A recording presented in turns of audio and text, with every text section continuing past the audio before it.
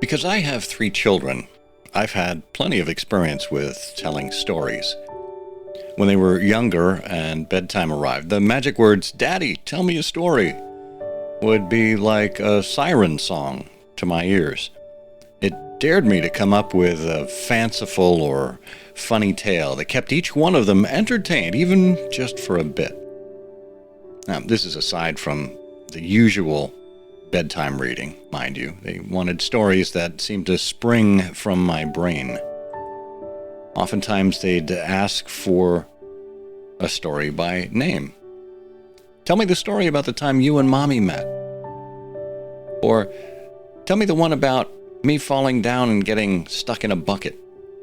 Something along those lines. And there's a sense of comfort in the familiar.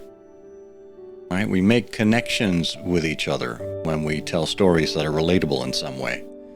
When we put ourselves in the shoes of a story's hero or victim. And have you noticed that too many companies, too many businesses focus on data and specs and details? They forget that people can look up all of these things quite easily as they compare products online. But one thing they can't look up? Emotions. The way a story makes you feel. Stories connect to our emotions in a way that data and facts just can't. Remember, it was Maya Angelou who said, "People may forget what you said, but they'll never forget how you made them feel." Have you ever admired a leader and wondered just what it is that makes her who she is? How he came to embrace the things that advanced him? Welcome to Timeless Leadership, where we look at the principles that define success. This is a show for leaders at all stages of their careers who aspire to understand what it truly means to be a leader. And who is a leader? Dolly Parton said, "If your actions inspire others to dream more, learn more, do more, and become more, you are a leader." Together, we'll explore key principles, not only in the sense of fundamentals, but also in the ethical sense, the habits, character traits, and virtues that form the backbone of leadership. Principles that are just as relevant and essential in the 21st century as they were in the 1st century. This is Timeless Leadership. Hey there, and welcome to Timeless Leadership, where we explore principles and virtues that accompany successful and admirable leaders. I'm your host, Scott Monty.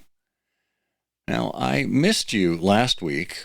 Timeless Leadership comes out every other week, and in between that, I do a 5-minute show called Story Time, highly appropriate for today's topic. Now, you can only get Story Time if you subscribe through the Timeless and Timely newsletter. I update you there, I provide the audio file, and then you can link it up with your, whatever podcast listening device you happen to use. So make sure you check that out. And could you do me a favor as you listen along here? If this is moving you in some way, if you're finding the Timeless Leadership podcast of interest, could you share this episode with the people that you care about?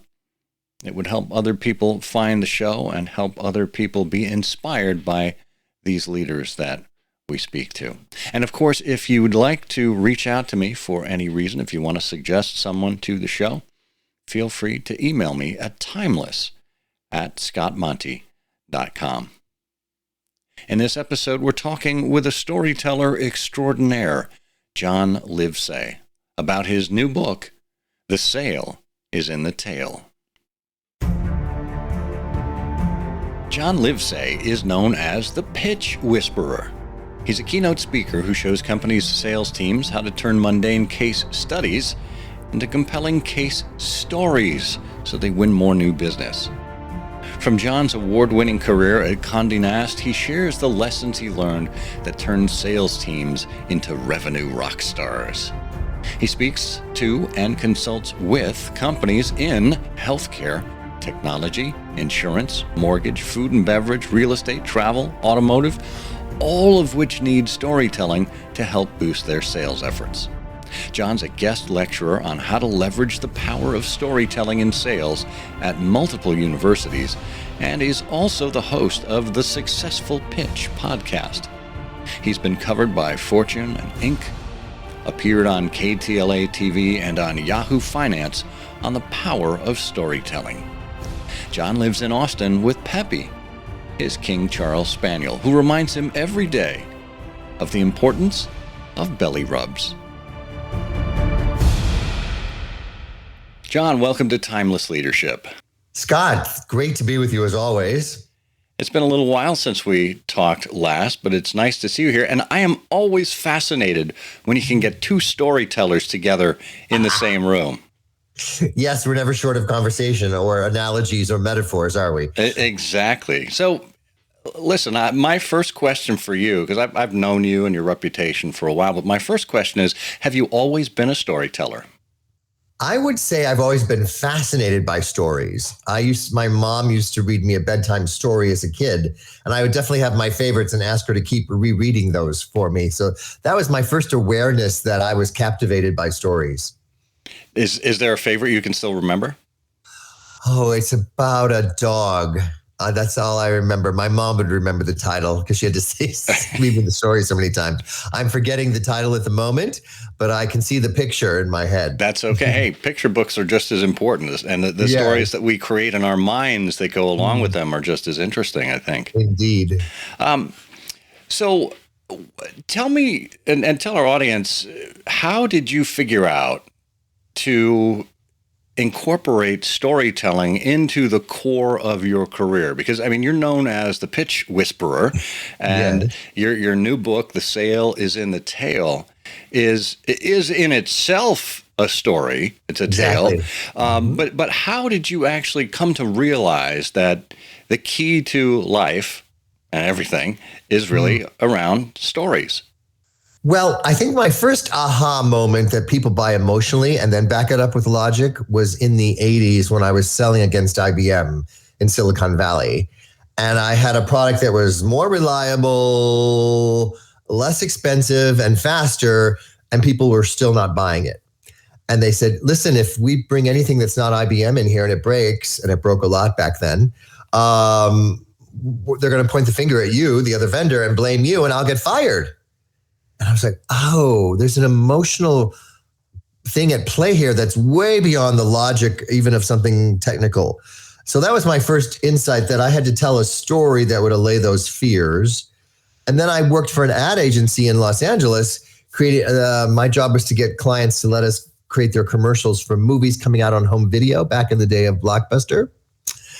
And I really could see that the same movie could be repositioned if it hadn't done well theatrically to get people to go want to rent it, depending on what clips. So I really got immersed in the structure of a story and what to tell and what sections and the music that goes with it and the voiceover and all those things. And then my 15-year sales career at Condé Nast really zeroed it in when I was selling ads for magazines.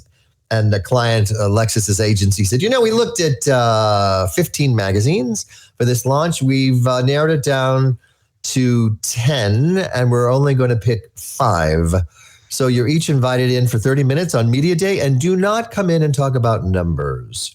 And half the reps flipped out. They're like, what are you going to talk about if it's not about circulation and my reader's income? And they're like, yeah, we've already analyzed that. That's why you're in the finals. And so I realized I had to tell a story and bring the marketing idea to life in a way that would compel them to want to pick my publication. And now that's my specialty, is where you're a medical company, a tech company, architects have to present in the final 2 or 3, and you're given 45 minutes to an hour. What you say in that time frame is the essence of whether you get picked or not, because the hard skills are there. Yeah, I mean, in essence, everything that everyone is selling is a commodity of some sort. Because, look, if they don't choose you, they're going to choose your competitor, right? Correct. So you talk about, in the book, being or separating yourself from a sea of sameness. Yes. Talk a little bit about that. Well, so many people think of lawyers and architects and financial advisors and, whatever product you might be selling. You're like, or even not myself as a sales keynote speaker. They're like, there's a lot of us out there, and they're like, you're all the same, aren't you? And so you can feel like you're drowning in a sea of sameness until you tell a story. It becomes your life preserver. And that hook is so important for the meeting after the meeting, Scott, because after everybody hears your pitch and your competitor's pitch or presentation, whatever you want to call it, they'll have a second meeting and they'll say, well, what do you think? Well, they all sound the same. I guess we should go with the cheapest price. But if you've said something that's a story that they can remember, and my tips on storytelling, your checklist should be, is it clear? You don't want to confuse people with a bunch of acronyms. Is it concise so they can remember it and repeat it for that second meeting after the meeting? And third, is it compelling? Is it tugging at the heartstrings to get people to want to open their purse strings? And if your stories have those three things in it, and they're in that meeting deciding which person or product they're going to pick, and they can repeat the story you told of someone else you helped that sounds a lot like them, then that's what makes you the winner.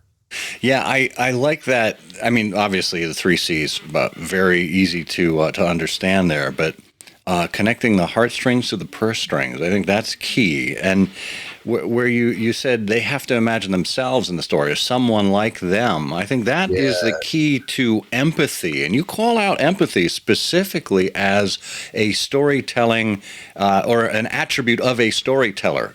Yes. What does empathy have to do with a good story? Well, empathy is part of a formula I've devised, which is empathy, listening, and storytelling. When you have all three of those running together, that's the emotional connection. And we know people buy emotionally and back it up with logic. Some people might have great empathy and they might even be good listeners, but they don't tell a story. And so you need all three to really up your odds of being the one that gets selected. So empathy is a leg in a three-legged stool.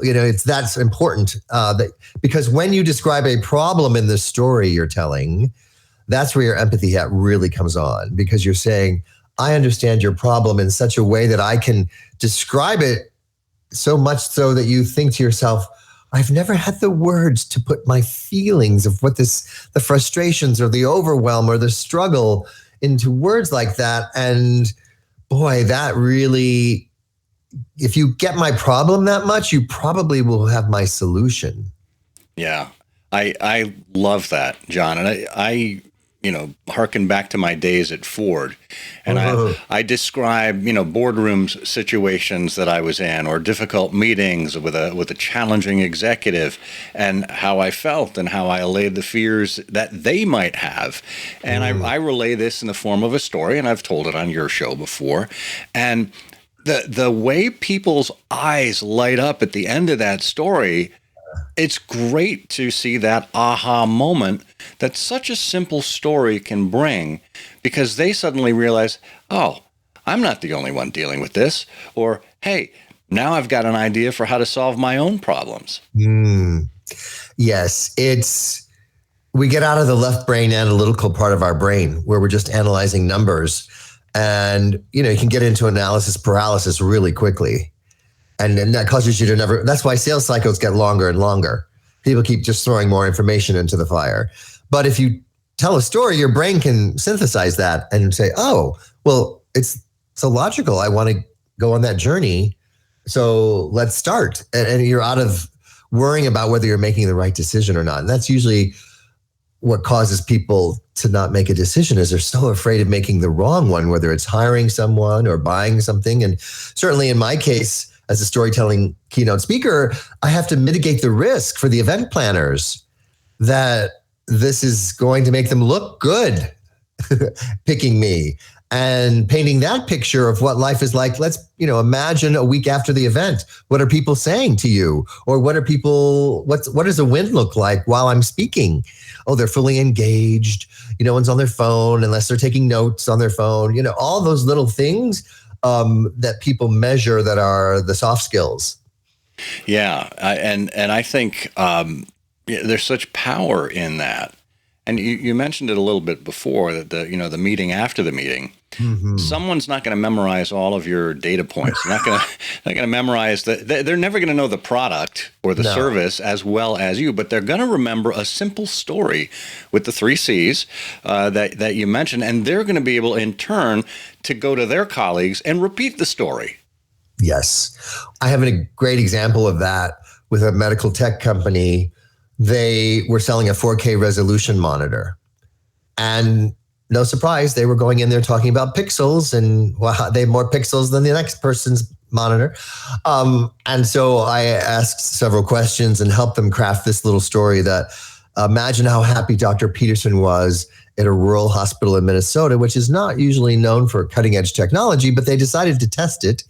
And Brad, the salesperson, was in the room with them in case they had any questions.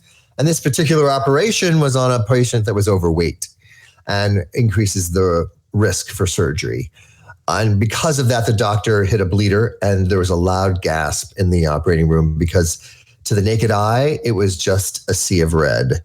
And of course, all the monitors are beeping, and people are thinking, how is he going to find the source of that bleeder? And the doctor calmly looked up at the monitor and saw the subtle changes in red between oxygenated blood and non-oxygenated blood. And that's what allowed him to find the source of the bleeder, save the patient's life, and then turned to Brad, the rep, and said, we don't always need a monitor like this, but boy, when we need it, we need it. Now Brad tells that story to another doctor at another hospital, and the doctor sees themselves in the story so much, they go, I want your monitor too. Because nobody wants to be caught with, the proverbial pants down in that situation, right? Yeah. But you'll see the descriptiveness of that story, a gasp, it's a sea of red to the naked eye. All of those details pull you into the story. And the key here, Scott, as you know, is that the hero of the story is not the sales rep, but the doctor. Exactly.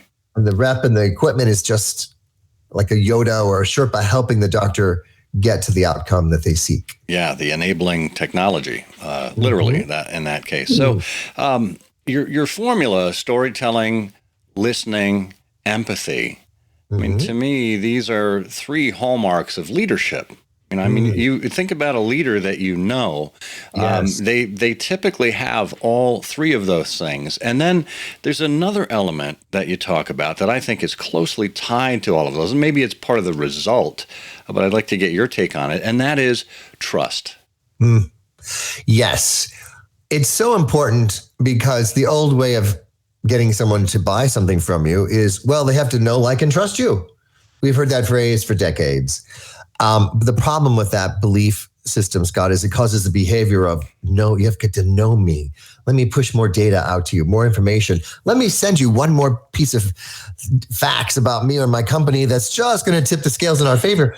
And it has to start with trust. So it's really a primal thing where it's a fight or flight response. That's where the handshake came from, to show we didn't have a weapon in our hand. And so, warm referrals are so great because they reduce any trust issues of, is this safe to talk to this person? Oh yeah, they know Scott. I'm happy to talk to them then. So when you start with the gut of, is this email spam? Is it going to ruin my computer if I open it? All those things are happening all the time. So we have to build trust first. And in a virtual world, that starts with good lighting, believe it or not. There's all this research that people have to see the space between our eyes to trust us. So Really? if you're sitting in front of a window that's keeping your face dark, like you look like you're in the witness protection program for a reason. So we need, let people see your face and your eyes in particular in order to build trust, because that's, again, that fight or flight response that has to be tamed. That's really interesting. And well, this is an audio podcast, so I'm afraid we're kind of out of luck. But I can see you right now as we're recording, so that matters a great deal. So we've talked about empathy. We've talked about trust. When it comes to telling stories, you've actually taken a couple of phrases that everybody knows, and let's tackle them one at a time. Okay. everybody's heard of an elevator pitch. Yes. But you don't call it an elevator pitch. What do you call it, and why do you call it something different? Well, Scott, let's you and I decide right at this very moment, we're going to kill the elevator pitch. RIP. They're boring, they're robotic, and nobody remembers them. So let's turn it into an elevator story. And most people, when they're at a cocktail party or an elevator and someone says, oh, what do you do? They go right to what they do. I'm a lawyer, I'm an accountant, I'm an architect, I'm a coach, a speaker, whatever. I have a short 5-step process that we don't even get to what you do until the 4th step. So the first step is so easy. It's the phrase we use time and again, which is, you know how this winter was endless and it just was so cold or whatever. That's how we talk to our friends. So the whole goal of an elevator story is to intrigue someone and say, you know, that's interesting, Scott, tell me more. So you have a conversation. So you know how is the first step. The second step is literally describing who you help. And the more specific you are, I help tech and healthcare sales teams who, okay, now we have a picture of who that is. And then the third step is, what is their problem? They're struggling to not drown in a sea of sameness and be seen as a commodity. And they're tired of coming in second place when they pitch against competitors. Boom, we understand that problem. Fourth step, who you are. I'm known as the pitch whisperer. I teach people how to tell stories that make them irresistible. And after hearing my talk or reading my books, they become revenue rock stars. And then the fifth step is the outcome after working with you or buying from you. So there's all kinds of little seeds in there to intrigue people enough. Wait, I know what a dog whisperer is. I even know what a horse whisperer is. What the heck is a pitch whisperer, and how did you get that name? Well, I have a story ready to go of how I got called the Pitch Whisperer by Inc. magazine. Yeah, and to me, that's one of the great things. And Eric Qualman, who wrote the foreword for your book, mentions this too. Having a quiver full of stories, as it were, that you can pull out given any circumstance. Talk about this jukebox approach to storytelling. Yes. Well, for people our age, we know what a jukebox is, where you push a button and a number and a song comes up. For the younger people out there, you think of it as a playlist. I've had to update my references. So whether it's a jukebox or a playlist and you're getting songs, we want to think of your brain like that. And then instead of a song coming up, the right story comes up. So once you've understood the structure of how to tell a great story, you need at least 3 to 4 in your toolbox. I was speaking to Berkshire Hathaway's real estate division, and I said, you know, there's usually 3 to 4 main reasons why people sell their home. They had a kid, they need a bigger house, somebody died, or they're getting divorced. I mean, those kinds of things, right? Or it's a starter house. So you need to have a case story for each one of those scenarios that you got a listing and had a great outcome for, so that when someone's interviewing you to get that listing, you have the right story that they see themselves in. So it's not the same story over and over again. That's really interesting. So let me take it a step further, John. When you're around, say when you're around a CEO, right, and you're a member of his or her team, and they pull out the same stories again and again, is that detrimental, or is that something that works in their favor? Well, first of all, I think it depends on whether the CEO is a good storyteller or not. Because if we are listening to somebody tell the same story again, and it's a good story, and they're good at telling it, then we don't mind hearing it more than once. Now, there's a lot of support for telling the company story in such a way that it reminds people of why you have those values. And certainly new hires need to hear that story, and people need to be reminded of it. But I think like any situation, you can update your story with another example. So if the core structure of the story is why this company, one of your values is in action, then have an example of it. For example, there was a tech company that was always allowing people to work from home. But when the pandemic hit, so that one of their core values is flexibility. But when the pandemic hit, people said, this is not just me working at home. My kids aren't at school. And they said, you know what? The first Zoom meeting, we're going to let everyone bring their kids to Zoom instead of kids to work, because you haven't figured out childcare yet. And so that showed the values in action. and empathy on top of it. So updating your story a little bit, if you're the CEO telling that story, that keeps the story fresh. Yeah. That makes sense. We had a great storyteller in chief at Ford Motor Company in the guise of Alan Mullally. And he would, obviously, he went all around the world. He experienced a lot of different things, but there were some core stories that he would go back to over and over again. And you loved hearing them because, you know how it turns out. You know that he ends up at the company, but hearing the way he tells it, his observations, his wry humor. And one of those was how he got to the company in the first place. It was his story of origin at Ford Motor Company. Well, what's so important and intriguing about origin stories? Well, if you think about yourself as a child, I would bet money that there's a 90% chance that you ask your parents, how did you meet? Tell me about your wedding day. Or, tell me what happened when I got born. Right? Everyone wants to hear their own origin story. Were you at the hospital, Dad? Were you waiting a long time? Did you get told to go out for lunch and then I came out and you missed it? It doesn't. So it's literally in our DNA. We want to know how our parents got together. We want to know what happened on our birth moment. And was it easy? Was it long? I was born on December 22nd. Back then, my mom was still in the hospital on Christmas. She was not happy about that. So I hear all those details. Like, they tried to cheer me up with a little Christmas napkin and it didn't work. I wanted to be home. I was like, sorry. So the story of origins separate us from that sea of sameness. When I was working with an architecture firm, they were up to renovate an airport and the stakes were quite high. Whoever got it was $1 billion. And they were told, we're going to hire the firm we like the most because the final three could all do the work. And that's when they brought me in. They're like, we really are stuck here. We don't even know where to start. And I said, well, let's start with the team slide. That's the most important slide. They go, it is? Yes, based on that criteria. So they kept thinking it was going to be one of their designs. And I said, what are you going to say? Well, my name is Bob. I've been here 20 years. I do blah, blah, blah, blah, blah. I'm like, no. Bob, what made you become an architect? Oh, I was 11 years old. I played with Legos. Now I have a son that's 11. I still play with Legos with him. I have that same passion I did as a kid.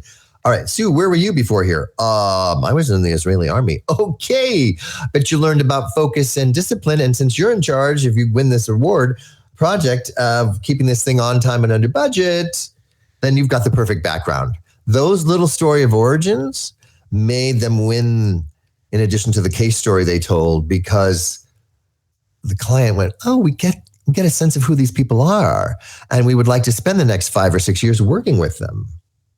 I really love that. And it's kind of a side angle for, why I do Timeless and Timely as a newsletter is because I like to think about human origin stories. Where have we come from as a species? What has the last 3,000 years of human history taught us, right? Because if you don't know where you've come from, it's kind of hard to tell people where you're going, right? And I think the origin stories are very much the same. And there's all this research now that fascinates me that those people who have a sense of their family history 2 or 3 generations back are much less likely to get depressed than those who don't have any foundation. That's really interesting. You're brought up, you're like, for gosh sake, you're a Monty. Act like one, right? Right. You're a family, you've got a legacy behind you. It's in your DNA to be resilient, and you have that to fall back on. Well, funny you should mention that, John. I traditionally have grown up really understanding the immigrant story of my family. You go back a couple of generations. I had great-grandparents that came over from Poland. I had great-grandparents that came over from Scotland. It's an odd combination. However, I posted a picture of my grandfather on Facebook about a month ago. And from out of the blue, an old colleague from one of my literary groups who happened to have been an undertaker for his career. So he has an unholy interest in genealogy. He took my grandfather's name, plugged it into Ancestry.com or one of these places, and he got back to me and he goes, "Hey, do you know that you're a descendant of John Alden?" And I go, "John Alden?" I said, "I know Alden's shoes. Why am I blanking on John Alden?" So I went to Google. John Alden, he came over on the Mayflower. Wow. I'm like, okay, I have never known, for all of the family stories that we've had, I've never known that I'm a Mayflower descendant. And just as you say, that kind of puts a different perspective on things. And now I'm even more interested in finding out more about this origin story and what happened to people along the way. Well, I think if you think of the people who were on the Mayflower and the other ships, those were risk takers. And so that might not be a trait that you instantly think about it in yourself, but you're like, oh, I come from a long line of risk takers and rule breakers a little bit. So it's not just the prestige of, the early heritage, which is, certainly lauded more on the East Coast than in the West Coast. There, everybody loves to know, where your family came from. But that sense of history grounds us in our own story, and makes us feel connected to, I come from a legacy, and what kind of legacy am I leaving? Which, when you are confronted with your own mortality, whether it's someone in your family dying or whatever your first, as an adult, experience with death, you start to think of your own mortality, and you're like, what kind of legacy am I leaving? And that's what spurs a lot of us to create books or music or whatever it is, that we are suddenly shifting and zooming out, as I like to say, like a movie director does. And you zoom out to 3,000 years of history and get that perspective, because that's the real secret, I think, to being resilient. And that's where I came up with that 5-5-5 method that I'm so thrilled so many people are able to remember and use. Yeah, that was one of the other elements I wanted you to talk about, the 5-5-5 rule or the 5-5-5 method. Explain to us a little bit about how we should think about our story or our situations with 5-5-5. Well, whenever Nora Ephron, who was a famous screenwriter, would have something challenging happen to her, she goes, "It's all copy." She was thinking of it in terms of a story for a movie. And I think if we think of ourselves as movie directors and something's going on, we're like, how's that going to, am I going to be able to tell a story about this? So, we all get cut off in traffic. It's just part of being human. Some people flip out, other people let it go. And that was my first aha of like, look how different they react to the same situation. And so if we are a movie director, we can zoom out and say, will this matter 5 minutes from now? No, I'll forgotten that somebody cut me off in traffic. But how about something bigger happens? You get disappointed, or somebody lets you down, or you get a no in sales or whatever. How about 5 hours from now? And then 5 days from now. And if you zoom out to 5 days, the majority of things that we get so upset about in the moment are not going to matter 5 days from now. But we need to be able to zoom out to that and have that perspective. So people are now emailing me going, I had something frustrating happen, but I 5-5-5'd it and I let it go. I was giving a talk and someone was introducing the CEO before I was to get up and speak, and they had a nosebleed. And it was bleeding so much they had to leave stage and go backstage and deal with it. And one of the people that was helping them said he was so embarrassed and frustrated and, nerves. And she said, we got to 5-5-5 this. So you got to calm down and get back up there. And so it's fascinating to hear how people are zooming out, and because being resilient is the secret, because we cannot be fully present for the next situation, whether it's a sales situation or not, if we're still talking about something that happened to us 5 hours ago or 5 days ago. I love that. And what makes it even better, John, in all of the traditional television and movie productions, when people used to share phone numbers, it was usually KL5, 555, right?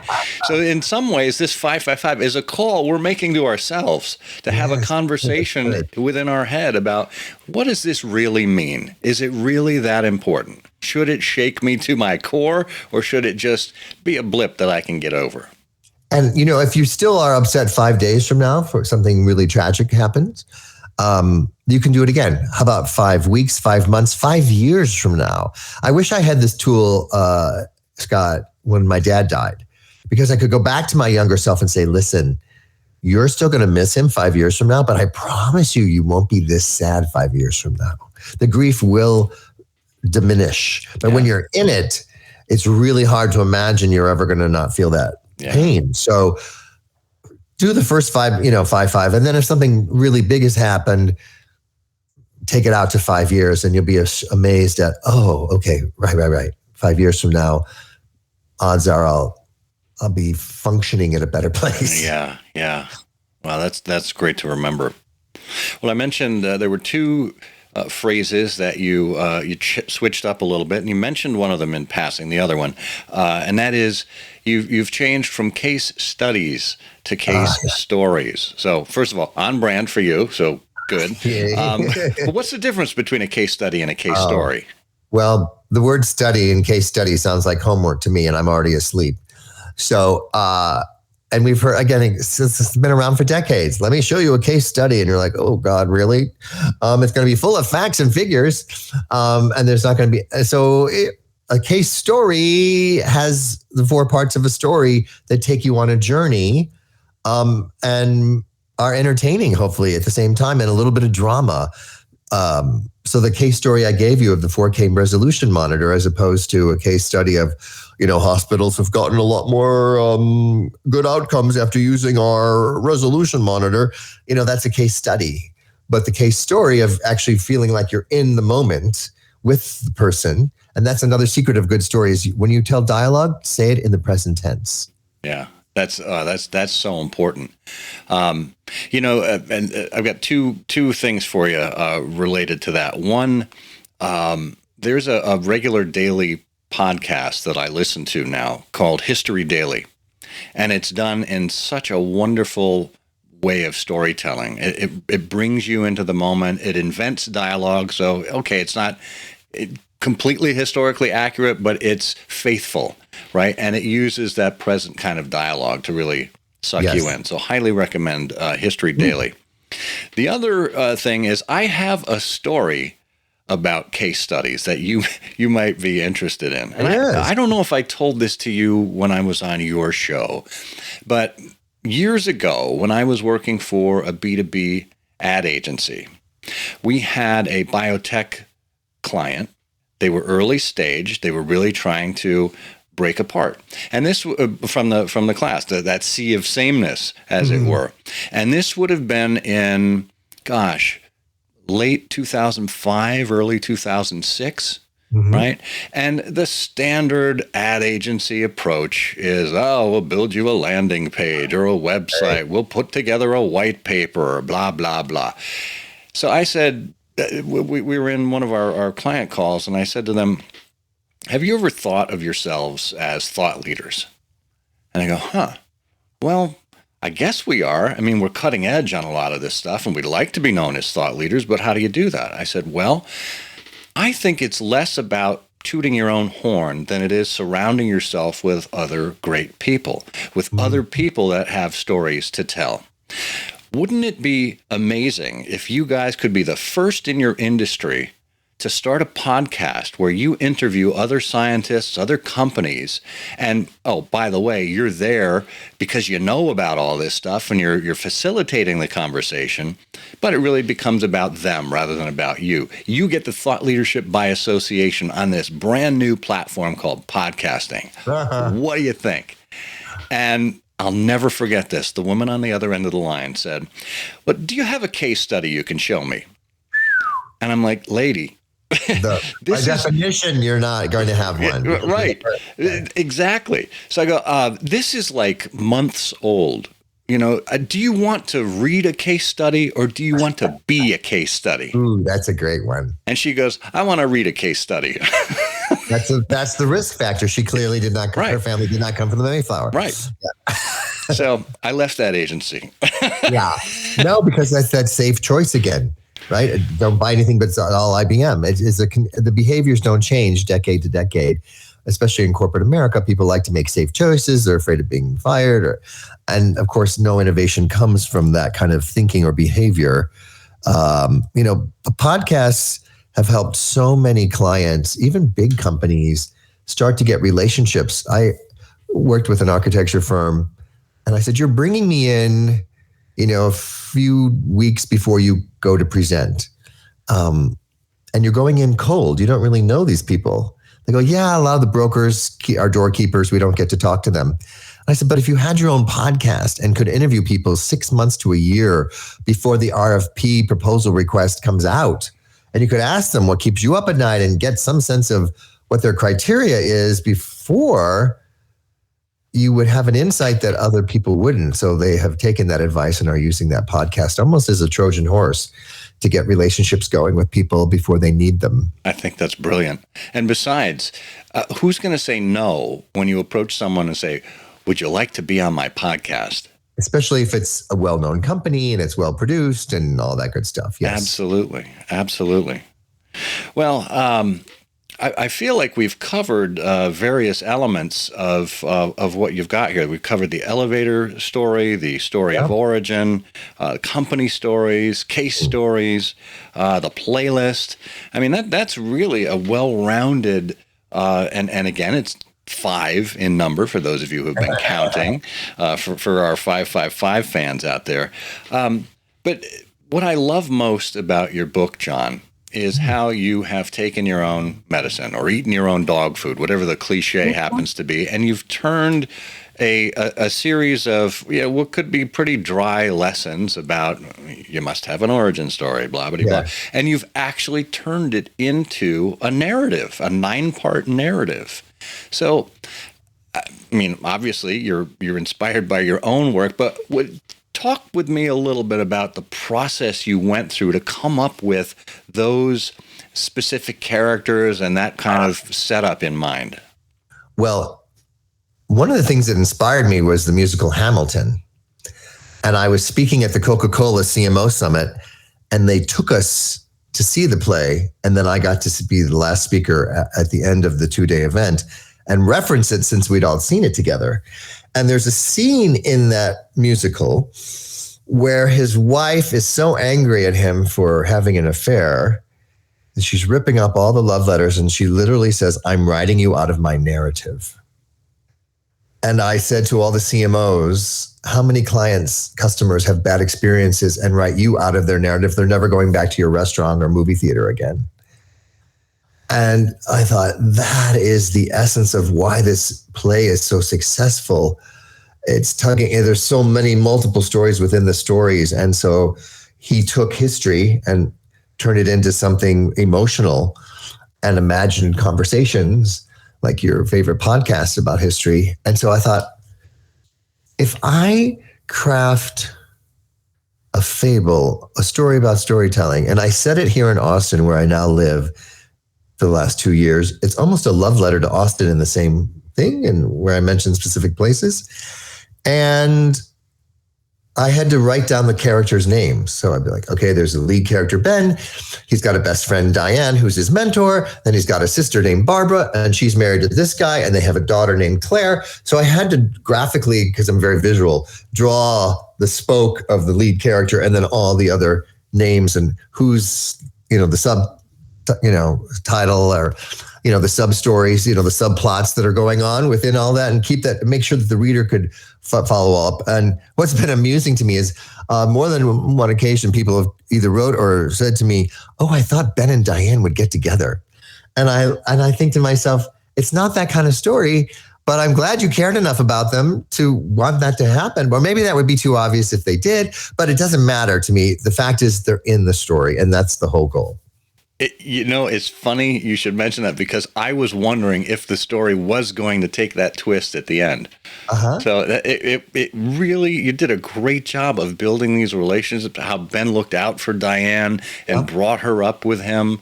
Spoiler alert for those of you who are going to read the book. I think you did a really good job with character development, with dialogue, with everything that a really good story should be. Oh, thanks. And I consciously made them not get together. I want to show you can have friendships that don't have to be romanticized to have that kind of caring for each other in the workplace. Yeah. Well, It's a tale as old as time, isn't it? Well, Yes. the book is The Sail is in the Tail, 5 Storytelling Secrets to Keep from Drowning in a Sea of Sameness by John Livesay. John, thank you so much for spending time with us here on Timeless Leadership. Thanks. And I have a little gift for anybody listening to your show. If you text the word pitch, PITCH, to 66866, you can get the first chapter for free to see if it compels you to want to know what happens next. That's fantastic. I'll make sure we put that in the show notes as well. Great. Thank you. You'll always get someone's attention when you tell them a story. It's up to you to hone your own storytelling style, but know this: once you connect with people on an emotional level, it's a whole new story. Thank you for joining us and for being an advocate for timeless and principled leadership, whenever and wherever you find it. I'm Scott Monty. Until next time, may you dream more, learn more, do more, and become more, for you are a leader.